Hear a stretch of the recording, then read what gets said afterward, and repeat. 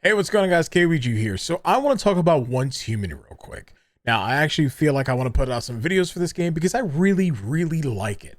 So if you guys have any ideas, do me a favor, leave a comment down below. But today's video is going to be talking about some of the things that I feel like you should know before you start Once Human, because it's kind of important. So first off, let's go over with some of the settings that are in the game. These things are subject to change. So first of all, this is me at the time of recording at 7:40 a.m. on July 10th. So in the future, this might be very different. So just to give you guys an idea. But this, in my opinion, is not a deal breaker, but it is kind of a thing when it comes to performance. There is no borderless windowed version of the game, right? You have full screen, and then you have windowed mode, and then that's it. That's it. That's all you get. As far as performance goes, basically performance settings here is just your graphic settings that you would see anywhere else. There's no real performance anywhere except for maybe the frame rate settings that are everywhere, and then motion blur, right? I always turn motion blur off, but the game runs pretty well for my computer. I have everything on high and very high, but before we do anything, I need to show you this. This is what the game is running at right now. Look at my GPU usage. 95%, 99%, right? Sometimes it's running at 60% CPU. I've seen it jump up to 80, and then my memory also jumps up really high. So for whatever reason, this game seems very interestingly optimized. I'll use that word because I don't necessarily think it's, unfixable, but right now, for lower end computers, you might have a little bit of an issue, right? And that itself might be a deal breaker.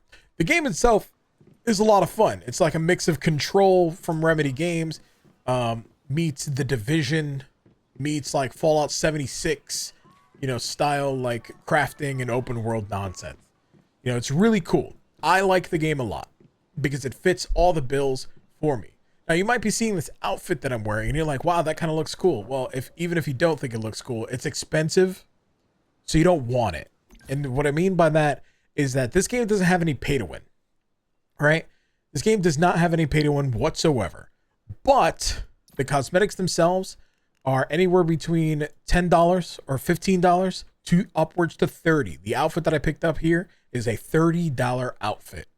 And that, in my opinion, is way too expensive for a cosmetic, especially when these cosmetics that are available here do not transfer over to other characters. Anything that you buy, the battle pass included, which I'll get into a minute, and even the other meta pass, all of these items are specifically bound to a singular character. And that is where I think this game needs incredible improvement, because for the price that you have to pay for some of these cosmetics, you can argue it's not a pay to win game and the only money that they're making is cosmetics, but they're still just a little bit too pricey. Just a little bit. If maybe like this one was 20 and then the other ones were like 10, maybe 5, I'd understand that. But you kind of can't do that. This, like, to buy any of these, to buy this outfit, it's like at least $7, but there's no $7 option, right? And then for these other ones that are 30%, 37% off right now, you still need to buy a $15, bundle in order to afford them. And that's kind of like the tricks that I don't really like about any game. There's another game that came out recently called The First Descendant that kind of has the same issue going on, but I'm not here to really talk about other games. We're here to talk about we're here to talk about Once Human. So that's kind of the only issues that I have with the game. Is kind of like, I like the cosmetic only monetization. The game's not pay to win, but things are a little bit pricey. Now, as far as the battle pass is concerned, this is only $10. It's your standard battle pass you can wind up getting. The top part here you see is free. So this is, not anything that you have to pay for. But then the bottom one, the advanced, and I'm currently blocking that, that thing. The bottom one here, the advanced, That's the paid $10 version. Now, the normal one, right, has all of the items that you're going to have for all of your, you know, day-to-day needs, like portable mixed fuel, Star Crumb, which allows you to use the gacha machine. I'll get into that in a minute. So you don't actually have to spend any money whatsoever if you don't want to, right? The only thing that you're going to be getting out of the premium battle pass is skins. This is one of the outfits that you're going to be able to get, stickers for your character, more keys to be able to buy these items that are in the shop, right? I just got done playing the game for 15 hours, right? Over on my live stream at twitch.tv/Kaoiji, links in the description below. And even with buying the basic battle pass or the advanced battle pass, which gives you 15 levels on it, on the battle pass, I'm at level 54. So you can imagine that even without that, it's only going to take you a handful of days to be able to max out the battle pass. So you don't have to spend anything if you don't want the cosmetics. So that's the other cool thing that I really do like about this, is that even if you're not spending any money on the battle pass, you're not missing out on all the important things. The only thing is you're missing out on some fashion pieces. So again, good use of the battle pass. And if you want to spend $10 anywhere, spend $10 here. That's it. As far as everything else is concerned, I don't really value this at all. One more thing that I want to talk about, though, in this particular video is the events. There's a couple events going on right now. One of them is the Twitch Drops event, right? Which basically, for watching any live stream, you can wind up getting some fashion items.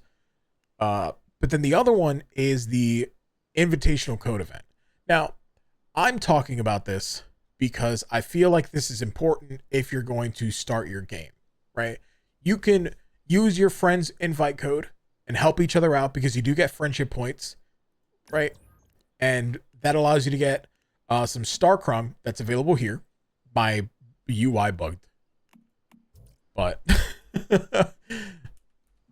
but you're able to get some Star Crumb, and Star Crumb is what you're going to use for the gacha. Like I said, I'll get into that in a minute, right?